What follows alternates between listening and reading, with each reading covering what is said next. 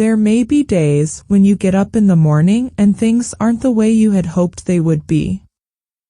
That's when you have to tell yourself that things will get better. There are times when people disappoint you and let you down.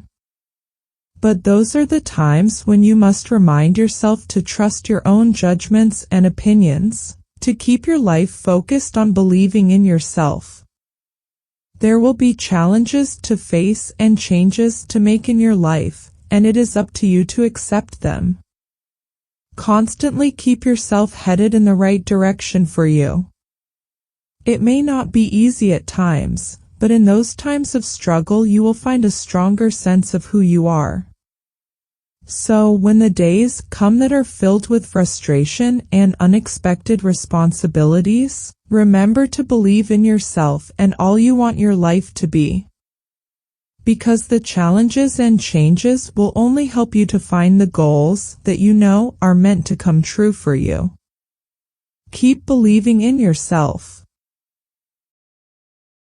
A young man asked Socrates the secret to success. Socrates told the young man to meet him near the river the next morning. They met. Socrates asked the young man to walk with him towards the river.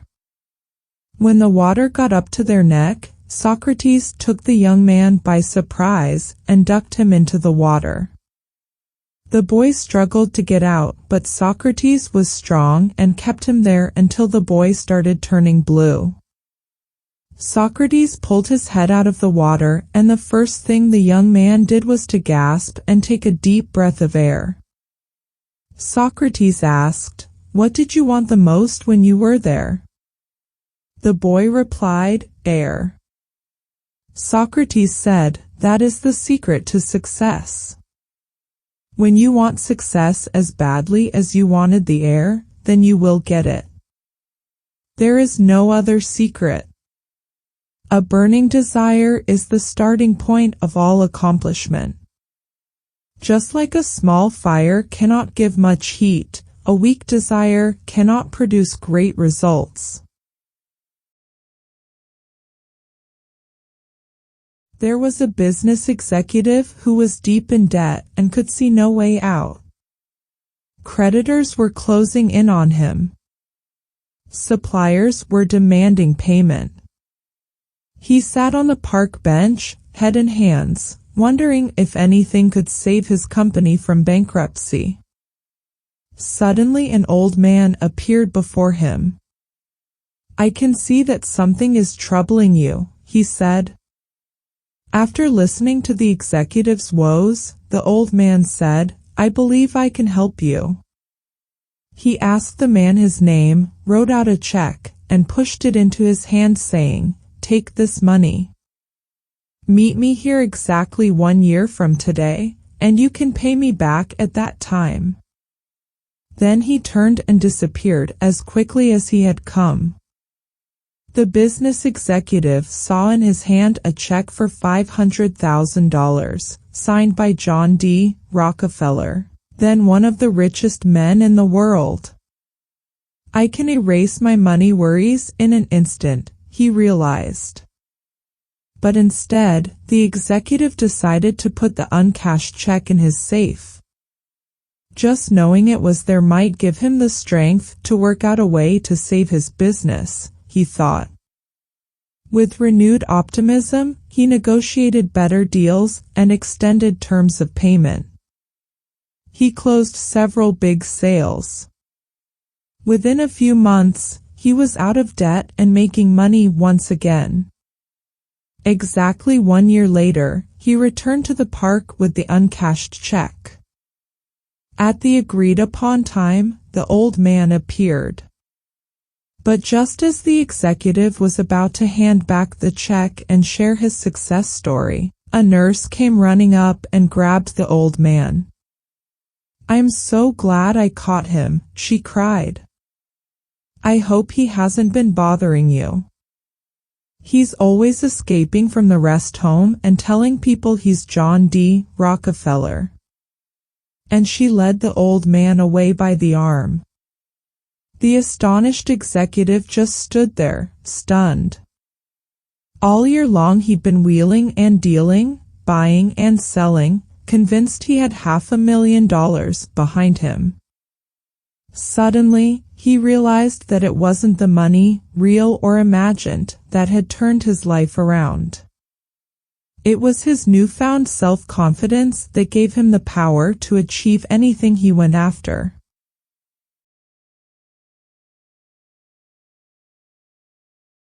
The old master instructed an unhappy young man to put a handful of salt in a glass of water, and then to drink it. "How does it taste?" the master asked. "Awful," spat the apprentice. The master chuckled and then asked the young man to take another handful of salt and put it in the lake. The two walked in silence to the nearby lake, and when the apprentice swirled his handful of salt into the lake, the old man said, "Now drink from the lake." As the water dripped down the young man's chin, the master asked, "How does it taste?" "Good," remarked the apprentice. "Do you taste the salt?" asked the master.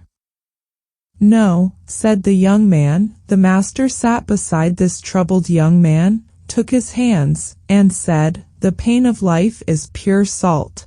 No more, no less. The amount of pain in life remains the same, exactly the same. But the amount we taste the pain depends on the container we put it into. So when you are in pain, the only thing you can do is to enlarge your sense of things. Stop being a glass, become a lake."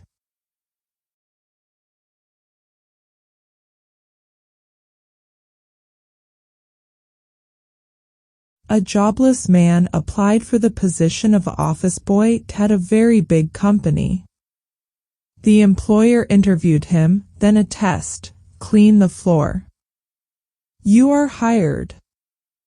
The employer said, "Give me your email address, and I'll send you the application to fill, as well as when you will start." The man replied, "I don't have a computer, either an email." "I'm sorry," said the employer, "if you don't have an email, that means you do not exist. And who doesn't exist, cannot have the job." The man left with no hope. He didn't know what to do, with only $10 in his pocket. He then decided to go to the supermarket, bought a 10 kilograms tomato crate, then sold the tomatoes door to door. In less than 2 hours, he succeeded and doubled his capital. He repeated the operation 3 times and returned home with $60. The man realized that he could survive by this way, and started to go every day earlier, and returned late. Thus, his money doubled or tripled every day. Shortly later, he bought a cart, then a truck, and then he had his own fleet of delivery vehicles. 5 years later, the man's company was one of the biggest food retailers. He started to plan his family's future, and decided to have a life insurance. He called an insurance broker and chose a protection plan. When the conversation was concluded, the broker asked him his email. The man replied, "I don't have an email." The broker replied curiously, "You don't have an email, and yet have succeeded to build an empire. Do you imagine what you could have done if you had an email?" The man paused for a while and replied, "An office boy." Don't be discouraged if something is not in your favor today. Better opportunities are waiting ahead. Do you know how hunters of old used to trap monkeys? A man asked his child. Rather than chasing them up a tree or shooting arrows from below, they put a heavy glass jar with a narrow neck on the floor, which had the monkey's favorite food inside. They'd then step back and hide, waiting for the unsuspecting animal to approach. When it did, the monkey would reach inside, clench a fist around the food, and try to pull it out. However, the narrow neck of the jar would stop the poor monkey from getting its hand out. It'd pull and pull, but to no avail. There was simply no way to get its hand out of the jar without releasing the food. Rather than letting go, though, the monkey would persevere, refusing to drop its dinner. The hunters would then approach and catch it to enjoy a meal of their own.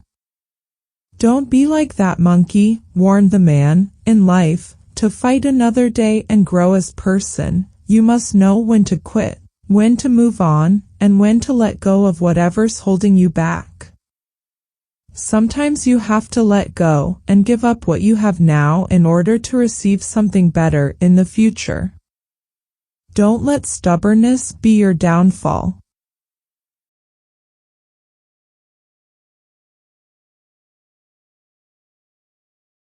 Once upon a time there was a businessman who was sitting on the beach in a small Italian village. As he sat, taking a brief break from the stress of his daily schedule, he saw a fisherman rowing a small boat back into the harbor. In the boat were a few large fish. Impressed, the businessman asked the fisherman, "How long does it take you to catch so many fish?" To which he replied, "Oh, not so long." The businessman was confused. "Why don't you fish for longer to catch even more?" "More? This is enough to feed my entire family and even offer some to my neighbors," the fisherman said. "So what do you do for the rest of your day?" inquired the businessman. The fisherman replied, "Well, I've usually have caught my fish by late morning, at which point I go home, kiss my wife, and play with my kids. In the afternoon, I take a nap and read. In the evening, I go to the village to have a drink with my friends, play guitar, sing, and dance into the night." Putting his entrepreneurial hat on, the businessman offered a suggestion. "I have a PhD in business. I can help you become much more successful. From now on, you should spend longer at sea and catch as many fish as possible. When you've saved enough money, buy a bigger boat to catch even more fish.